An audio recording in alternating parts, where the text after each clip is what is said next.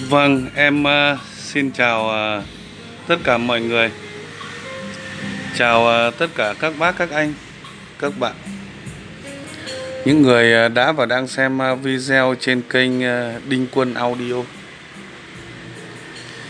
Vâng, thưa mọi người, thưa với các bác, các anh. Hôm nay cũng đang là mùng mấy thì em chả nhớ nữa. Mùng 10 rồi. Mùng 10 tháng 12 dương lịch năm 2019. Vâng, năm đấy là 20 tháng 11.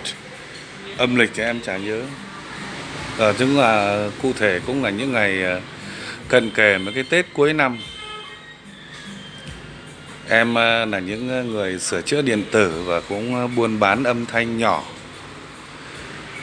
phục vụ các bác, các anh, các bạn được một phần nào đó trong cái dịp Tết. Cũng mang một tinh thần là buôn bán. Vâng, thưa với các bác, các anh, em là người thợ sửa chữa điện tử. Em chuyên sửa chữa loa đài âm thanh, tivi đầu đẩy và tivi bọc phủ tất cả các loại màng loa, thay gân, thay màng, cuốn lại các loại loa. Em có bán kèm thêm số các âm thanh theo thị hiếu phục vụ với thời điểm bây giờ. Em có nhập về ít hàng. Nội dung hôm nay em quay tổng thể cửa hàng, những thứ em bày ra đây thôi, chứ còn ở trong kho thì vẫn còn. Để giới thiệu đến các bác, các anh, các bạn, đến mọi người. Vâng, thưa với các bác, các anh, là những sản phẩm em bán bây giờ là gồm có: thứ nhất, em giới thiệu từ trong ra những chiếc vang cơ rẻ tiền các bác nhé. Hát karaoke cũng rất tốt, đường Eco đời nay vang nhã. Đây là hệ em cấu hình của những con vang K14 này, mấy trăm nghìn. Đây là hệ chỉnh nhạc, đây là chỉnh Eco cho mic 1, mic 2.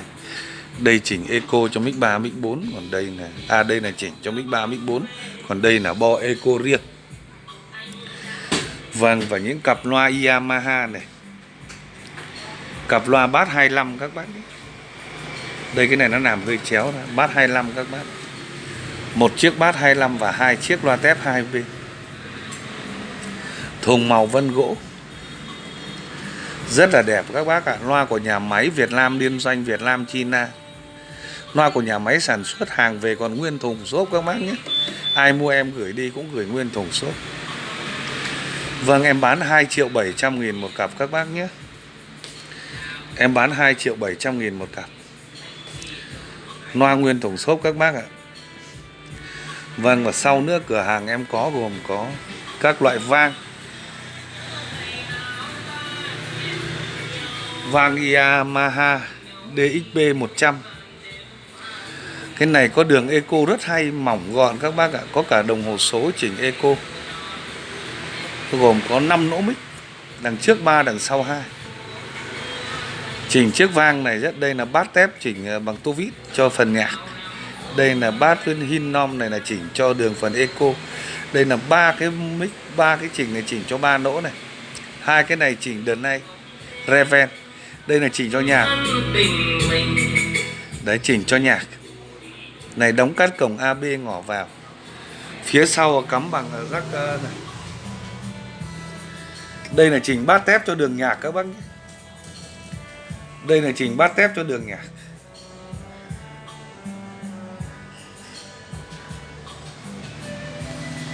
Chiếc vang này nhỏ mỏng nhưng có một chất âm rất là hay các bác nhé. Vâng, vang này em bán trên dưới 1 triệu. Các bác ai có nhu cầu điện về cho em. Và sau đây em giới thiệu sản phẩm với các bác. Một đời âm ly có thương hiệu là PA 9000D. Chiếc âm ly này em đã làm một video. Mẫu âm ly này em đã làm một video rồi. Hôm vừa rồi về được một số con các bác, các anh mua rất nhanh. Bởi vì nó rất khỏe, nó rất lực các bác ạ.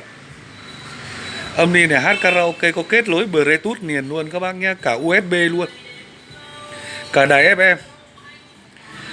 Vâng, tất cả chỉnh như nhau. Các đây là đóng cắt, cái này là music và USB. Music thì cho vào, USB thì ấn ra.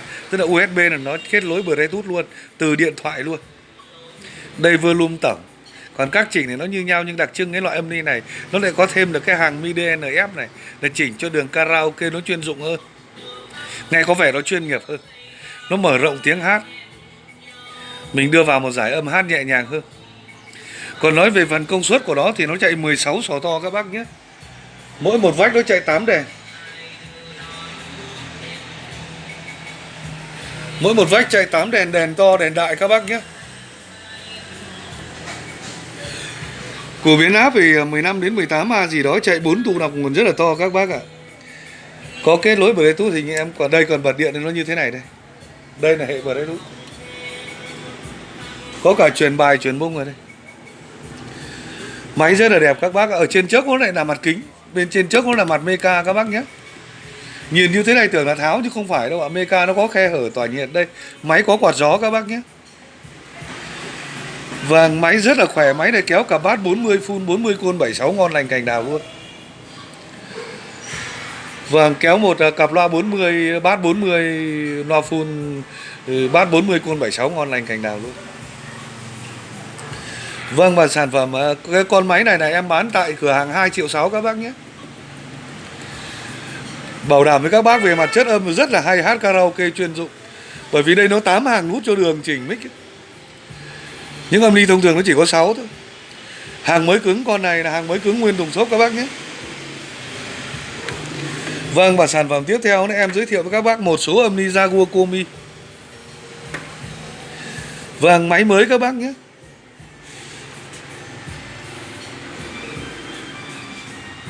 Âm nua Komi tem 7 màu các bác ơi. Mã check còn nguyên, tem cào chưa cào. Cái này là để bảo hành, cái này là tem bảo hành, khi nào mà nó trục trặc thì cào cái này ra check mã là biết ngay là nó thời gian bảo hành như thế nào. Đấy, hàng Komi các bác nhé. Hàng này có thể nói là hàng của Hàn Quốc, nhưng mà đặt hàng tại Trung Quốc, do Trung Quốc sản xuất, nhà máy tại Trung Quốc. Đấy, chứ không phải là Komi bãi đâu các bác nhé. Vâng, nó không phải là Komi bãi đâu. Hàng này hàng giá tầm trung 5-6 triệu, là hàng tầm trung thôi các bác ạ. Còn Komi bãi của nó giờ 10-12 triệu nhé. Đấy, Komi Shin của nó sản xuất tại Hàn Quốc của nó hơn 10 triệu. Còn như con này hàng mới, là nhà máy sản xuất tại Trung Quốc, máy 8 đèn các bác nhé. Hàng Komi chuẩn có 8 đèn thôi. Đây, sau đây để em quay cái phía sau để giới thiệu với các bạn.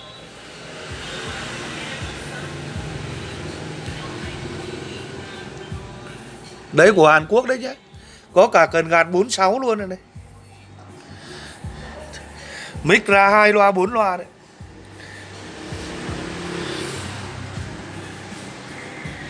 Từ sợi dây điện cũng có chữ Korea các bác nhé. Đây còn một chiếc nữa, tức là hàng về được một số con em xếp ra đây để em làm trưng bày giới thiệu với các bác, các anh. Đấy, đều là tem 7 màu cả. Khi xoay đi như thế này là màu nó khác đi đấy. Đấy, đây mã check đây còn nguyên, hàng tem Komi bảo còn nguyên. Vâng, các bác các anh, những ai có nhu cầu sử dụng đến loại mặt hàng nào xin điện về cho em. Hàng này gọi là hàng Komi đã là loại chuẩn rồi đấy ạ, chứ nó không phải hàng Komi bãi nhé. Komi bãi rất đắt, em nhấn lại như vậy. Đây là hàng sản xuất tại Trung Quốc, theo đơn đặt hàng của Hàn Quốc, từ sợi dây điện có chữ Komi Korea. Vâng, và sau nữa đây là một chiếc âm ly Onkyo hàng điện 100V. Âm ly có quắc đồng hồ điện tử các bác nhé, em chưa cắm điện. 285W các bác ạ. Mặt phay nhôm rất là đẹp, hàng long lanh luôn. Cái này vừa để vừa trang trí thì thôi rồi, vừa đẹp, nhìn rất phong cách, bát tép chỉnh cơ các bác nhé. Vâng, các bác các anh là những người ai có nhu cầu sử dụng đến thì xin điện về cho em. Cũng xin các bác các anh nói rõ, tả rõ cái âm ly cho em, bởi vì nhà nó nhiều thứ. Hai nữa là nhiều những lúc cũng vừa làm thợ vừa bán hàng, cho nên là cũng chẳng nhớ được cái con nào nó chính xác cụ thể. Như con này là con TX DS 575 các bác nhé. X. Các bác các anh là ai là những người có nhu cầu sử dụng đến thì xin điện về cho em, nói rõ là con Onkyo mặt ghi vàng. Hoặc ấy em để báo giá nhầm với các bác em ngại lắm. Báo giá nhầm em sợ để các bác nói cho thế này thế khác. Còn đây là chiếc Kenwood em đang chạy các bác nhé. Điện 100V các bác ạ. Con này rất trâu bò. Con này rất trâu bò, 240W. Con này giá không kén các loại loa này. Đánh rất trâu bò các bác ạ. Âm ly Nhật 100V. Có ký hiệu là Kera VAD 7000. Em đang chạy với con âm ly này với con vang này đấy. Vâng, và tiếp theo đây là có những cặp loa. Cặp loa này em làm video mấy lần rồi. Nhưng mà nghe là năm nay bán đồ Nhật khó quá. Bán cái hàng chọn này nó đắt hơn hay sao ấy, chả thấy ai. Các bác điện việc hỏi giá, báo giá xong phát ai cũng thế nhá. Bởi vì thật ra thì cũng là những cặp loa như thế này, nhưng mà nó còn hình thức nó còn đẹp. Ai đến thì cũng khen đẹp. Ai đến thì công nhận là loa còn đẹp thật, công nhận là chưa hề có vấn đề bong chóc gì. Nhưng mà có khi lại cũng muốn rẻ, cho nên là mà những cái loa chọn này làm nó cũng phải có kinh nghiệm thôi. Chắp vá tí nhưng nó rẻ đây có khi dễ bán hơn. Mà bán được hàng thì trả được lãi nhiều, lãi những đồ đẹp cái này khó bán quá. Cặp loa này em lấy về hơn 2 tháng này, em lấy về nhiều loa Nhật bãi các bác ạ. Hình thức đẹp lắm, trên 5 triệu, dăm 6-7 triệu. Tức là giá cả có thể là lây lúng anh em với nhau cũng được. Kia còn cặp Technic D2107.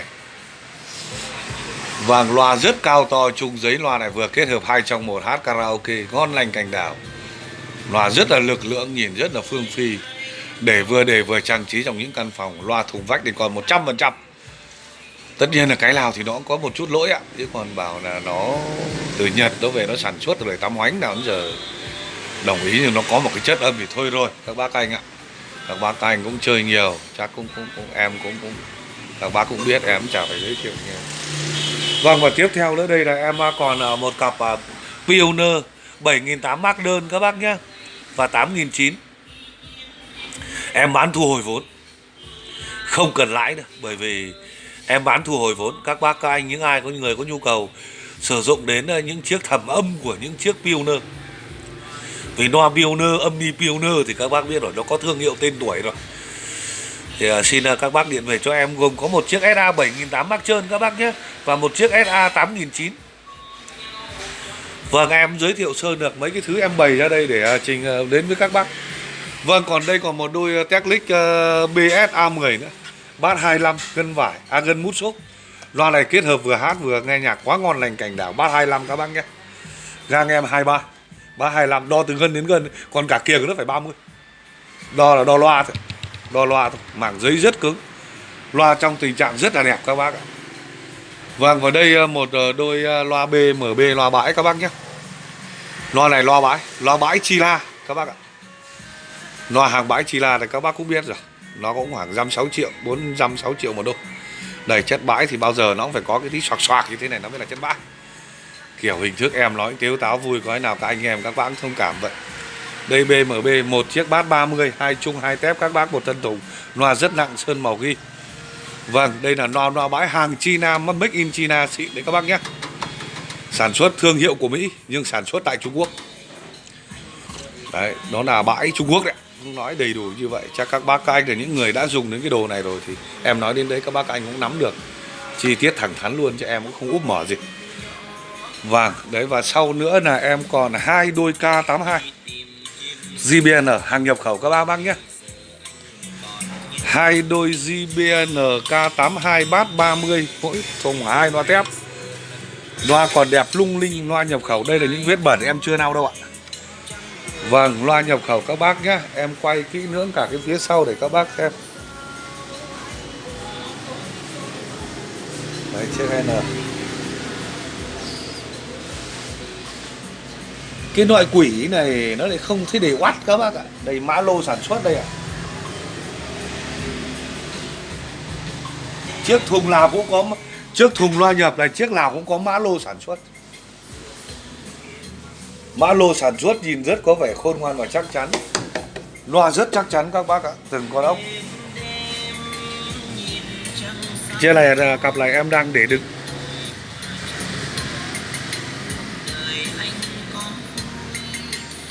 Em để đứng K82 các bác nhé. Các bác các anh bass 30.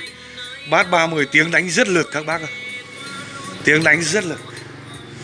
Hát karaoke nghe nhạc thì rất là đúng kiểu của nó rồi. Và sau nữa đây em còn một đôi Technic các bác nhé.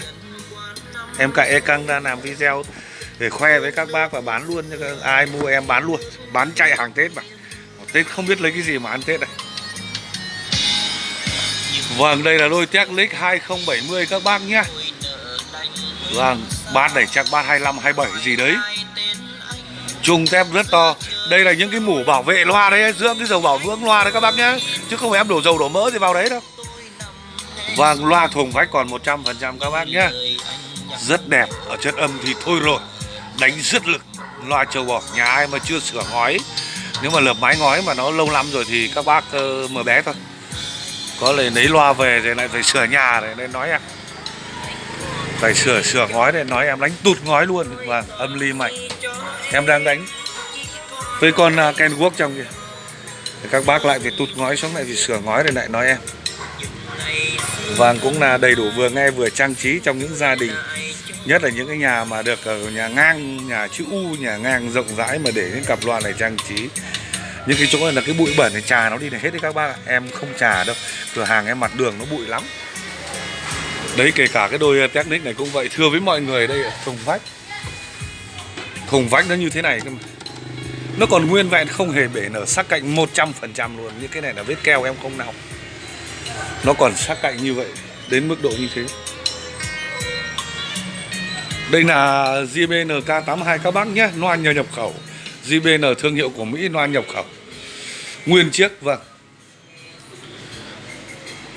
Các bác ơi, em cũng quên, chưa báo giá trên 4 triệu các bác nhé. Vâng, các bác anh ai có nhu cầu điện về cho em. Nó tùy theo đôi nọ đôi kia chứ không phải đôi nào cũng như đôi nào, bởi vì cái đôi nó còn đẹp hơn tí, giá nó cao hơn vài trăm. Đôi xấu hơn em còn có 2 đôi thôi. Khách lấy 1 đôi rồi, còn có 1 đôi duy nhất. Ôi nó còn bán ngát quá, mà Tết thì chả bán đi được. Vâng, sau đây thì còn là em còn một bộ này em ghép vào nhau để em nghe ở nhà. Nhưng mà ai cũng đăng lên đây, ai mua em bán. Đây là loa Kenworth các bác nhé, 100W một thân thùng. Loa chả thấy đề i5 y mấy gì đâu. Loa Kenworth 3 đường tiếng các bác nhé. Giải tần từ 35 đến 20 kHz. Loa 6 ôm. Loa màng carbon gân vải. Kiềm tròn. Nói chung là loa còn nguyên vẹn 100%, chưa hề xoáy một con ốc. Mà cũng chưa biết ốc, chả thấy ốc cái chỗ nào mà xoáy cả. Bên này nó còn nguyên cái ly lông người ta đóng về cho em còn nguyên đây. Đấy, vâng. Là cặp loa này là giới thiệu với các bác anh, cặp loa này tiếng đánh cực kỳ là lực nếu ghép với chiếc âm ly đờ lông này. Em đang ghép với chiếc âm ly đờ lông PMA 390. Thớt vang này em bỏ lên đây, vang vừa về. Vang này em bán trên dưới 1 triệu các bác nhé. Giá Tết nó có hơi nhỉnh hơn so với bình thường. Em mua vào nó cao hơn thì em phải bán cao hơn. Ghép với một chiếc âm ly đờ lông này thì tuyệt vời. Cặp loa này bây giờ em bán thanh lý 3 triệu các bác nhé. Tiếng đánh rất ngon lành cành nào luôn. Nhất là ghép với con đờ lông 390 với một cái bộ vang. Được một cái thớt vang, không cần vang này, vang cơ thôi. Cái vang rẻ tiền này thôi. Đấy, đã đánh đã thôi rồi. Là chất lượng đã thôi rồi. Vâng, cặp loa này em bán thanh lý 3 triệu các bác nhé. Loa còn nguyên vẹn, thùng vách còn đẹp vuông tròn. Vâng, chiếc âm ly đờ lông 390 này các bác anh là những người đã từng thẩm âm thì cũng biết là em cũng bán 3 triệu. Vâng, nếu với một chiếc vang kia mấy trăm nữa thì vào tất cả là 6 triệu rưỡi, 6 triệu 6 gì đấy. Tiếng đánh tuyệt vời. Chất âm các bác kết hợp 2 trong 1 hát được, mà cũng đầy đủ là trang trí luôn. Bởi vì nói đúng là mà nói những gọi là đã tai đã nghe những cái hàng ngũ loa này vào những cái này thì thôi rồi. Các bác nghe là thật, em không phải nhấn mạnh nhưng cũng đầy đủ, tiền nào thì của đấy thôi, chứ không chẳng dám nó nhấn mạnh quá, bảo là nó thế này thế khác thì em không dám nói đâu. Nhưng đầy đủ ra mà nói cũng là mỹ mãn rồi.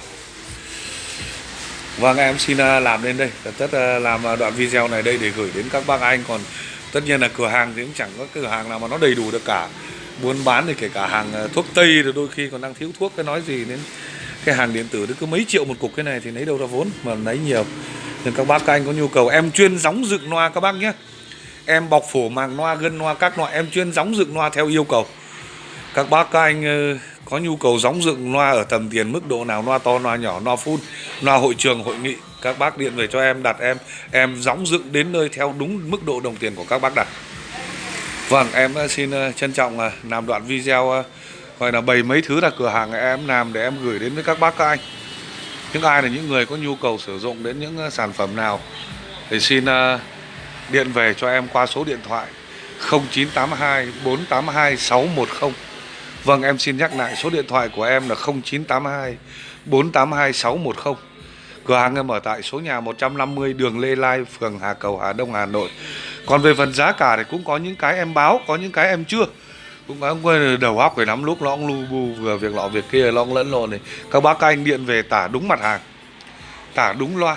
Em xin báo giá với các bác. Vâng, em cũng đang cái mót bán này, nên các bác nào mà thiện chí mua là bắt luôn. Đấy, các bác nào mà có thiện chí mua là ok luôn. Đấy, nhưng lỗ này em không bán được, không được nhiều thì em phải được ít, chứ được là bán lỗ thì em không bán. Mà các bác mua đắt là các bác cũng chẳng mua. Đấy, đồng ý là như vậy. Vâng, cũng xin chân thành cảm ơn các bác các anh đã xem video của em. Trong thời gian qua cũng đã góp ý động viên em, đặt hàng cho em. Em xin chân thành cảm ơn tất cả mọi người, các bác các anh. Vâng, em chào mọi người.